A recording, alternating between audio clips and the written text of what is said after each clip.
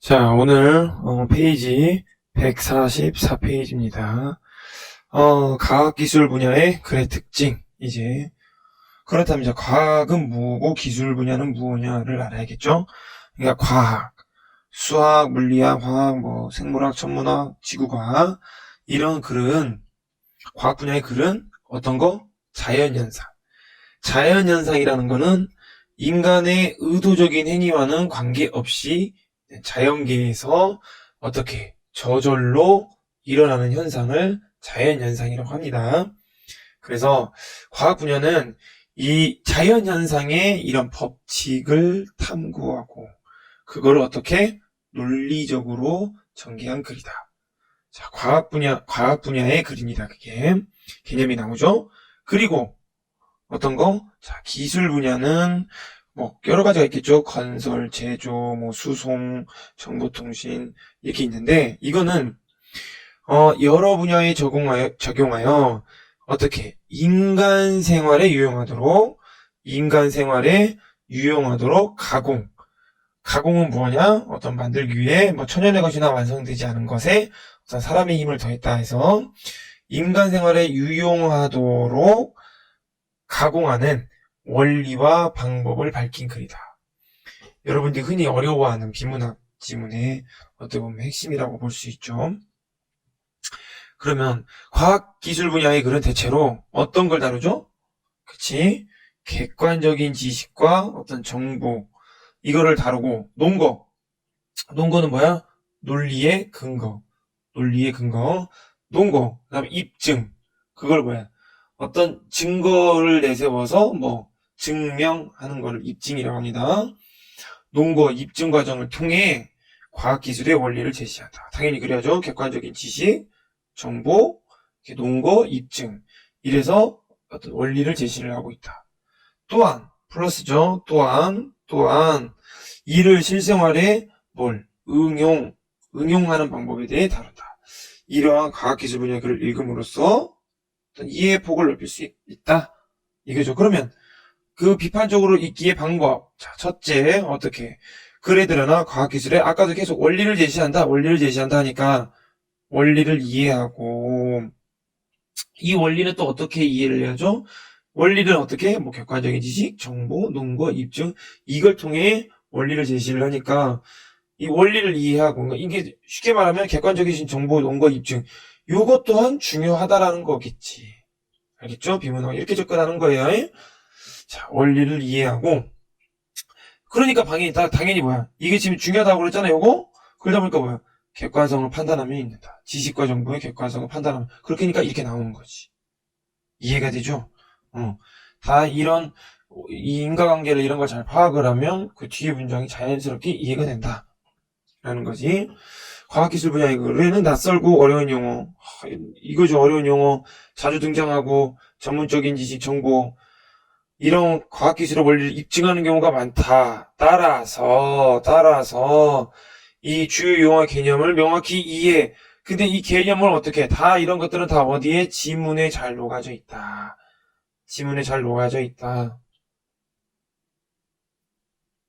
어떤 경우 이렇게 모의고사 같은 경우에 글에 제시된 지식과 정보가 객관적이고 신뢰할 수 있는 것이 확인할 필요가 있고 그리고 논리적인 흐름 속에서 판단해보고 의문이 들면 관련 자료를 찾아본다 라는 거예요. 자, 둘째. 자, 과학적 입증 과정의 타당성, 이치에 맞느냐를 잇는다. 타당성. 핵심 키워드겠죠. 타당성. 그래서 이 타당성을 알려면 여러분 이게 되게 중요해요. 자, 귀납은 이렇게 쭉 선생님 이렇게 써놨지만 연역, 유추 이렇게 했지만 귀납은 여러 가지 예를 가지고 하나의 결론을 내리는 거야. 연역은 이것은 명백한 사실이다라는 어떤 여기에서 예를 찾는 거예요. 다양한 예를 통해서 얘도 그렇고 그러니까 결론은 이거다라고 어떤 명제를 찾을 수 있겠지. 근데 얘는 명제를 딱 찾아놓고 나서 그 다음 예시를 찾는 게 바로 연역입니다. 아시겠죠? 유추는 비슷한 점을 비교해서 다른 속성도 유사하다고 추론하는 것을 통해서 입증한다. 그러니까 여러분 이거 꼭 알아두세요. 귀납, 영역, 유추. 아시겠죠? 따라서 이러한 글을 읽을 때는 과학적 입증 과정을 파악하고, 입증 과정 어떤 거? 요거 귀납, 연역, 유추.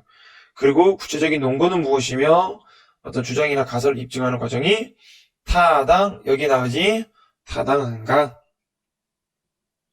자, 세 번째, 과학적 기술 원리의 응용과 한계에 대해 비판적으로, 그러니까 어떤 거 응용한 거고 한계에 대해서 비판적으로 읽는다. 아무래도 그러겠지. 이거는 과학기술이 좋은 거에 그것이 응용할 수 있어야 하고 그게 문제점도 알고 있어야만이 그 과학기술을 올바르게 이해할 수 있겠죠. 그래서 이걸 읽을 때에는 어떻게 적용되고 있는지, 지금 이게 뭐야? 응용이지? 그지? 적용 과정에서 기술적 문제가 없는지, 한계지? 봐봐. 반드시 이렇게 나온 건 풀이를 해줘야 이렇게 응용되고 있지. 한계는 바로 여기 있잖아. 없는지. 맞죠? 그지? 그래서 한편 과학기술은 우리 삶을 윤택하게 해주기지만 동시에 예상치 못한 부정적 영향을 미치기도 한다. 자, 플러스 요인도 있고 마이너스 요인도 있다. 봐봐. 응용, 플러스 요인인지 한계, 마이너스 요인인지 벌써 여기 안에 키워드가 다 들어있죠. 그 효용과 한계에 대해 비판적으로 이해하며 글을 읽어야 한다 하면서 쭉 CT의 원리가 나오고 있어요. 그래서 이거 한번 읽어보시고, 윗글의 X선을 인체에 회전하며 투사, 이제 투가 좀 다르더라고요. 한번 읽어보시고, 투사한 방사량과 투과한 반사량의 차이를 측정하여 영상을 얻는 CT 촬영의 원리를 설명하고 그 위험성을 제시하고 있다. 이와 같이 글을 읽으며 과학기술의 원리를 실생활에 연관지어 이해하고 그 한계, 플러스 요인, 마이너스 요인. 또 나아가 플러스 뭐야? 이용하지 않는 자기공명 영상 자체가 개발된 것과 같이 어떤 이 마이너스를 극복하기 위한 새로운 방안까지도 생각해봐야겠다라는 겁니다. 자, 그 다음 내려가면 달은 어떻게 만들어졌을까? 달달, 무슨 달? 쟁반같이 둥근 달. 자, 달. 볼게요. 자, 지구주위를 돌고 있는 달은 태양계의 위성 중에서 5번째로 큰 위성. 자, 위성이 뭐냐? 행성의 둘레를 운행하는 별을 위성이라고 해요. 아무튼 달은 큰 위성이래요. 따라서 지구는 작은 크기에 어울리지 않는 큰 위성은, 그치, 지구는 그냥 어디에서? 태양계에서는 그렇게 크지 않는데 지구는 작은 편에 속한데 위성은 태양계에서 5번째 큰 위성을 거느리고 있대요. 자, 그래서 달에 대한 설명이 나오죠. 3476km, 12740km인 약 4분의 1, 그리고 거리는 뭐 이 정도 떨어져 있대요. 이거 외울 필요는 없어요. 달은 타원 궤도를 따라 지구를 돌기 있기 때문에 지구에서 달까지 거리는 계속 달라진다. 왜? 달은 어떻게? 이렇게 타원이잖아. 타원 궤도를 돌고 있기 때문에 계속 거리가 여기는 짧고 여기는 길고. 이해되지? 그래서 계속 달라진다. 왜? 타원 궤도기 때문에. 타원 궤도기 때문에 여기는 길고 여기는 짧고. 이해가 되지? 그래서 거리는 계속 달라진다. 그래서 지구 주위를 달은 돌고 있다. 이거죠? 쉬워요. 자, 직접 달에 가서 월석을 가져와. 이게 달의 표면에 있는 돌을, 이거 월석이래요.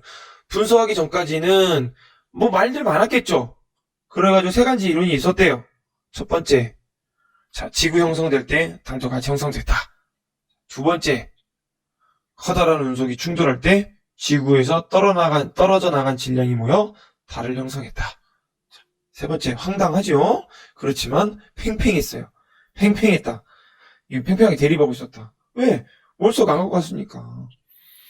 외계에서 만들어진 전체가 지구 부근을 지나다가 지구의 중력에 붙잡혀 지구를 도는 달이 되었다. 이것도 팽팽하게 맞설 수 있겠네요. 그래가지고 이 문단을 요약을 하면 3가지 이론이 있었다. 자, 그런데 아폴로 우주인들이 여러 차례 걸쳐 지구로 가져온 달의 암석 성분을 분석한 과학자들은 두 가지 이론 결론 내렸다. 자, 두 가지 결론 내렸다. 자, 먼저 월석의 화학성분이 지구 암석의 성분과 뭐였대? 비슷했대. 뭐가?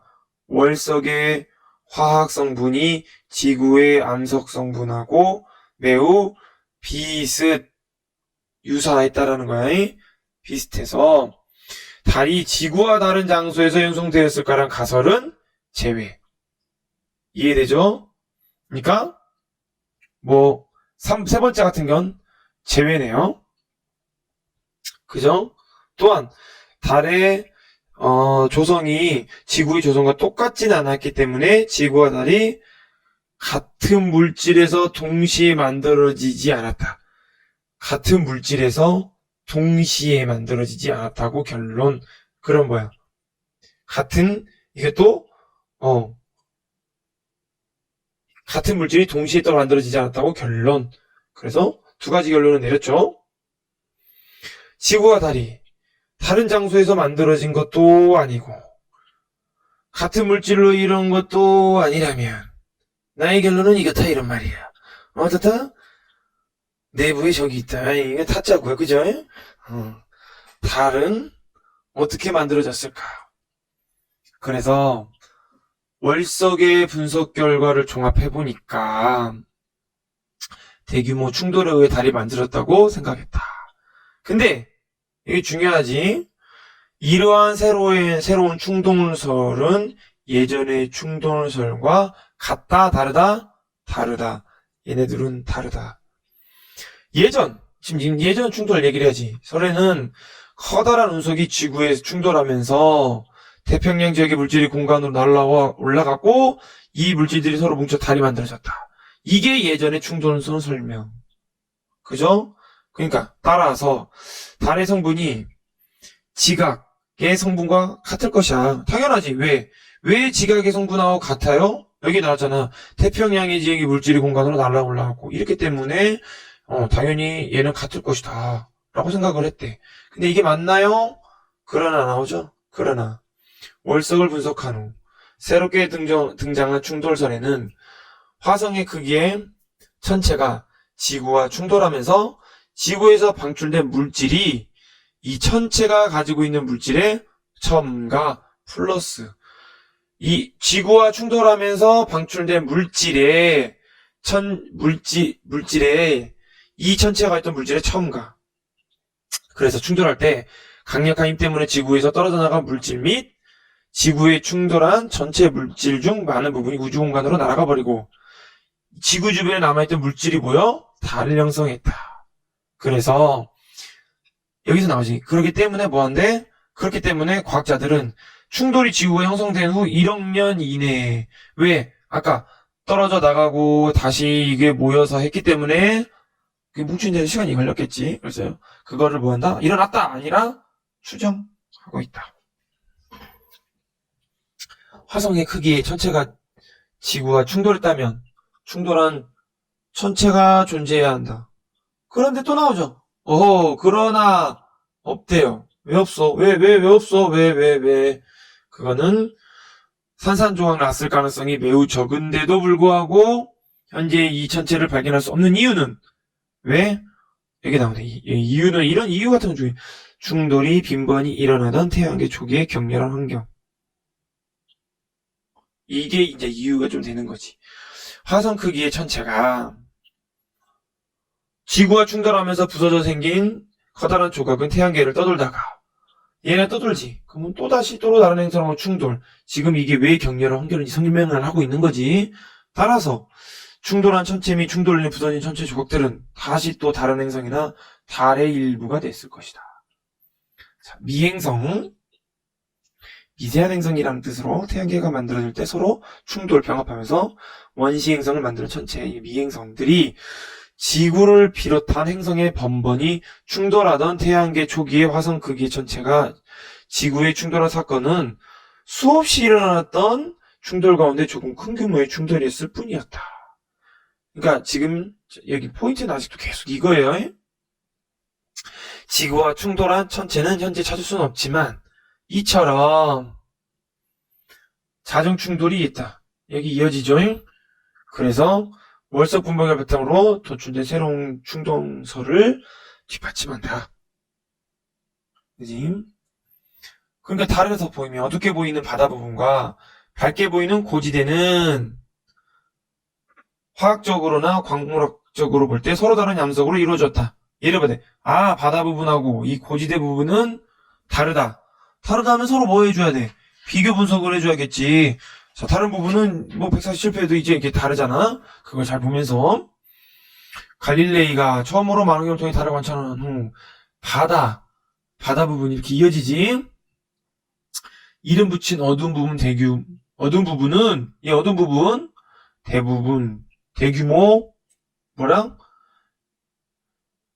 바다 부분은 동그라미 해봅시다. 붙인 이 부분 대규모 뭐라네 화산 분출 연소된 현무암지대 이렇게.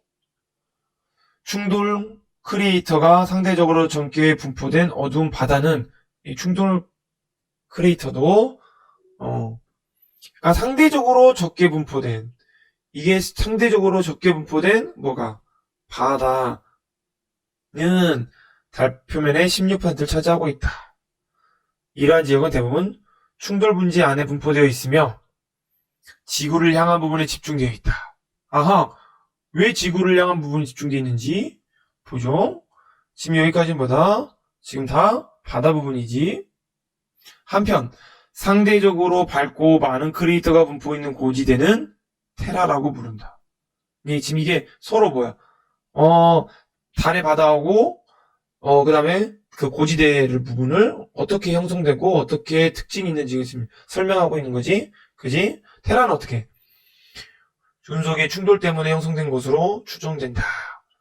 크레이터들이 많이 분포 있는 곳은 오래된 지역이고 따라서 크레이터가 많은 고지대가 화산암으로 이루어진 바다보다 더 오래된 지역. 얘는 뭐야? 테라는 고지대니까 이것도 더 오래된 지역. 이런 건 키워드니까 봐야고. 달의 구성 성분은 지구 멘틀의 달의 구성 성분은 지구의 멘틀과 뭐네 비슷하대요.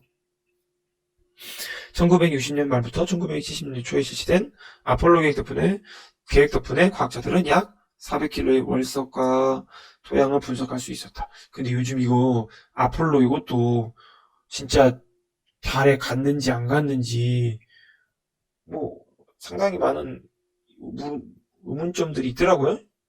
유튜버라든지 그런 거 보면 그런 것도 한번 좀 눈여겨볼 필요가 있죠. 우리가 이런 건 비판하면서 의심하면서 한번 봐야 하니까.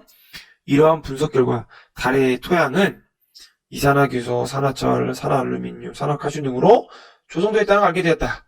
이러한 조성은 이런 것도 막 다 중요해. 이러한 조성은 뭐가 중요하다는 거야? 여기 봐봐. 지구의 멘틀 조성과 매우 비슷했다.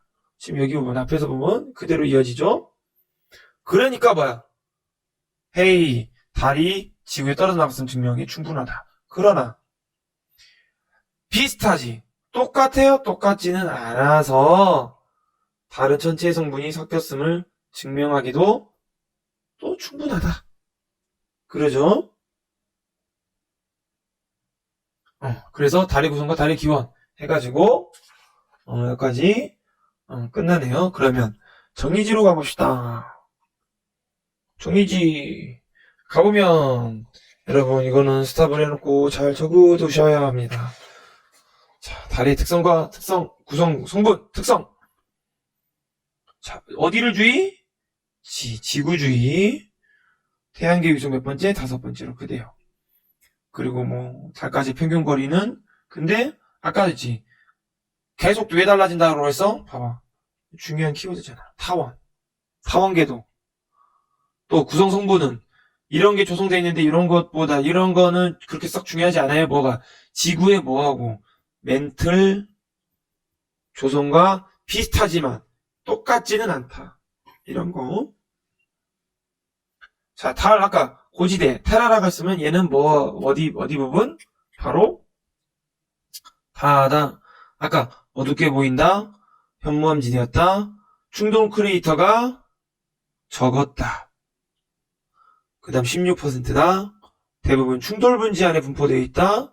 지구를 향한 부분에 집중되어 있더라. 지구를 향한 부분에 집중되어 있으니까 지구에서 이렇게 떨어져 나온 게 합쳐져 있다. 이런 얘기지.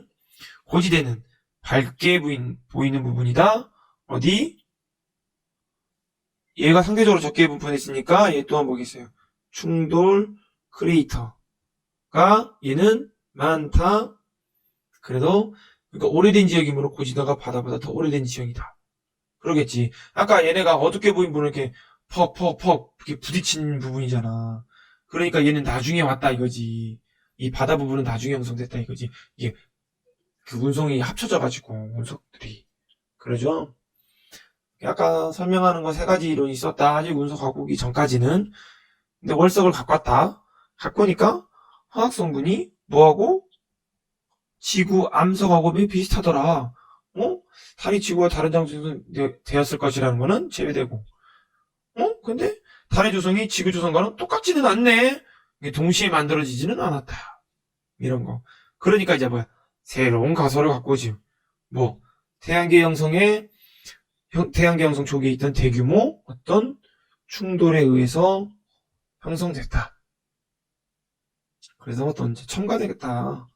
그래서 또 어떤 일부가 됐었고 보고 다른 점은 가설이는 뭐가 운석과 지구가 충돌하면서 지구의 일부가 떨어져 나가 서로 뭉쳐 달이 형성되었다고 봤기 때문에 달의 성분이 지각의 성분과 똑같을 것이라고 보았었다. 뭐 가설 이해하고 조금 다른 점 이런 정도 하면 되겠네요. 자, 여기까지 하도록 마치겠습니다.